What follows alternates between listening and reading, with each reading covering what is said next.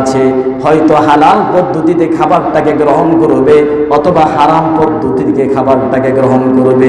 এই দুইটা পদ্ধতির মধ্য থেকে আমি আল্লাহ পাকের পক্ষ থেকে তোমাকে নির্দেশ দেওয়া হলো, তুমি হারাম পদ্ধতিকে বর্জন করে কেবলমাত্র হালাল পদ্ধতিতে এই খাবারগুলোকে গ্রহণ করবে। কোন পদ্ধতিতে? হালাল পদ্ধতিতে। এজন্য রাসূল বলেছেন, তলাবু কাসবিল হালালি ফারিদাতুন বাদাল ফারিদা। সমস্ত হালাল, সমস্ত ফরজের পরে দ্বিতীয় স্তরের ফরজ হইল হালাল রিজিক অনুসন্ধান করা, হালাল রিজিক ভক্ষণ করা। এই হালাল রিজিক ভক্ষণ করতে হবে। আবার এই রিজিকটা দুনিয়ার কোনো মানুষ দিতে পারবে না। দুনিয়ার কোনো মানুষ দিতে পারবে? এই হালাল রিজিক বলেন, হারাম রিজিক বলেন, কোন রিজিকের দায়িত্ব দুনিয়ার মানুষের কাছে না। এই রিজিকের দায়িত্বটাও আল্লাহ তাআলা নিজের হাতে রাখছে। সুবহানাল্লাহ।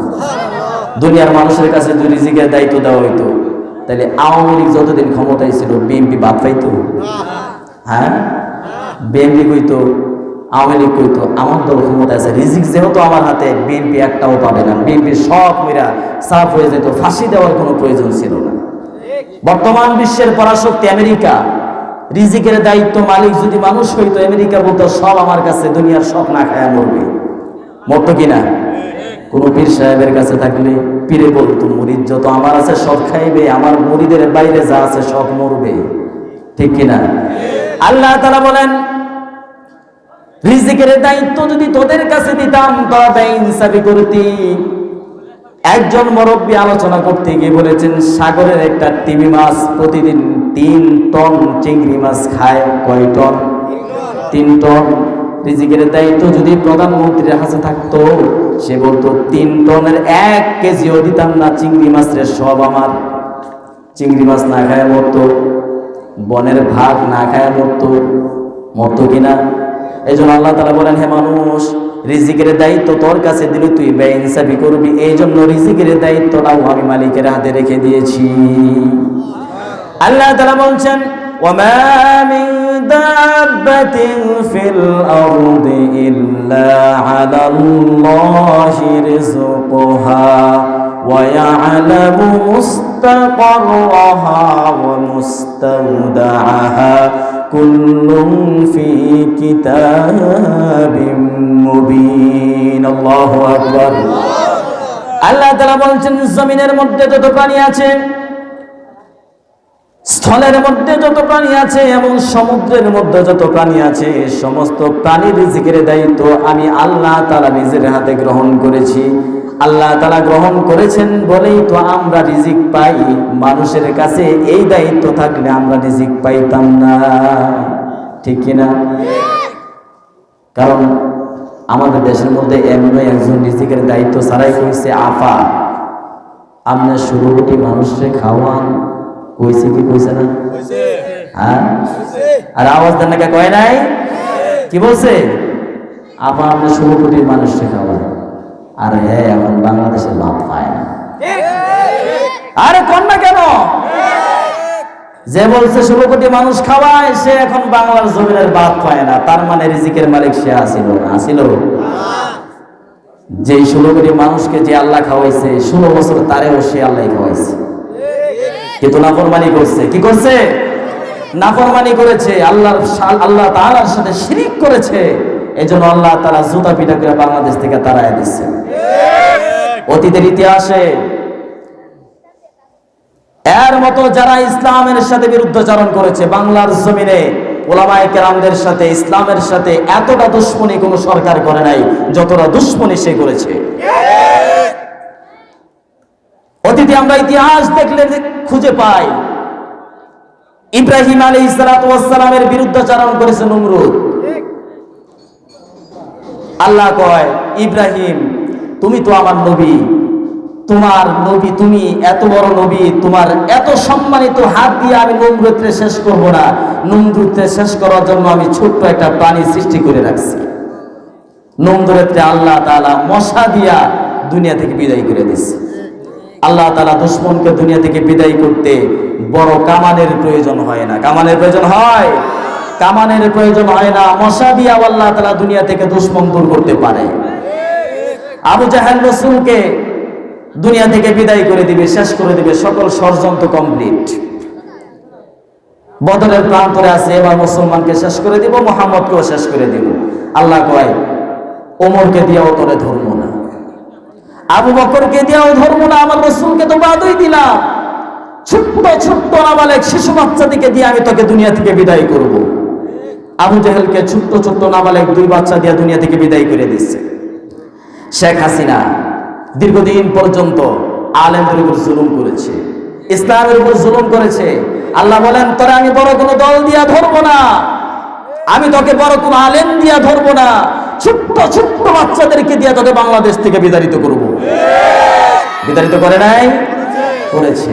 আল্লাহ তাআলার সাথে দুশমনি করেছে, ওলামায়ে কেরামের সাথে দুশমনি করেছে।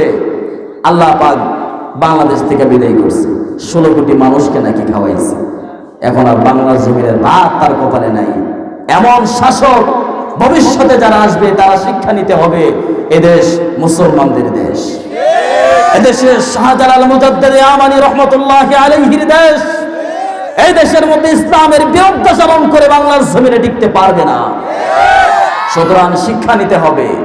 তাহলে রিজিকের মালিক কে? আল্লাহ। কোন আপায় খাওয়াইছে আমাদেরকে? কে খাওয়াইছে? আল্লাহ পাক খাওয়াইছে। রিজিকের জন্য ভরসা করবো কার উপরে? আল্লাহ পাকের উপরে। আল্লাহ তাআলার উপর ভরসা করলে রিজিক পাওয়া যায় কি পাওয়া যায় না? আল্লাহ তাআলা দুনিয়ার মধ্যে কোনো মাধ্যম ছাড়া খাওয়ায় না। মুসা আলাইহিস সালাতু ওয়াস সালাম এবং বনি ইসরাইলকে আল্লাহ তাআলা ময়দানে তিহের মধ্যে একদিন 2 দিন নয় 40 বছর পর্যন্ত আল্লাহ তাআলা রিজিকের ব্যবস্থা করেছেন। করেন কি করেন নাই? তাদের কোনো চাকরি ছিল না, কোনো ব্যবসা ছিল না, আকাশ থেকে আল্লাহ তাআলা রিজিকের ব্যবস্থা করেছেন। আল্লাহ তাআলা যদি রিজিকের দায়িত্ব নিজে গ্রহণ না করে ফেরাউনের হাতে দিতেন, ময়দানে তিহের মধ্যে মুসা সহ কোনো বনি ইসরাইল খাবার পাইত না। ঠিক কিনা?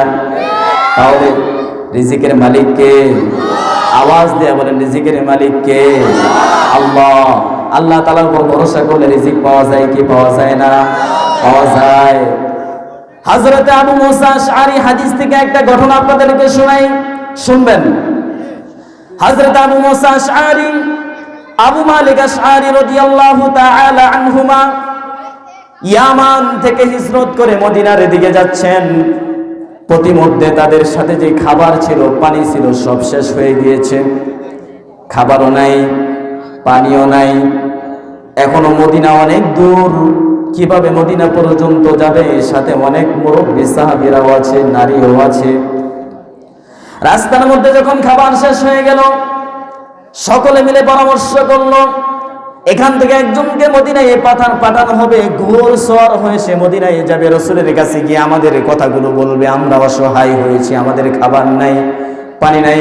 রাসূল মনে তাহলে রাসূল আমাদের জন্য কিছু খাবার পানির ব্যবস্থা করবে। ঘোড়সওয়ার তৈরি করে পাঠিয়ে দেওয়া হলো মদিনার দিকে। এই ঘোড়সওয়ার চলতে চলতে মদিনার উপকণ্ঠে গিয়ে পৌঁছালো। যখন রাসূলের ঘরের সামনে গিয়ে দাঁড়ালো, রাসূলের দরজার মধ্যে যখন করাঘাত করবে, এমন সময় সাহাবীর কানের মধ্যে আল্লাহর নবীর কোরআনের তেলাওয়াতের মধুর কণ্ঠ ভেসে আসলো। কত বড় ভাগ্যবান যার উপর কোরআন নাজিল হয়েছে, সরাসরি তার মুখ থেকে কোরআনে কারিমের তেলাওয়াত শোনা। আল্লাহ তাআলা তাদের কপাল কতটা সৌভাগ্যবান বানিয়েছে। সাহাবী শুনতে পেল রাসূল তেলাওয়াত করছেন, وما من دابة في الأرض إلا على الله رزقها। সাহাবী আরববাসী ছিলেন, তিনি বুঝতে পারলেন, আরবের সব ভাষাগুলো তিনি বুঝেন।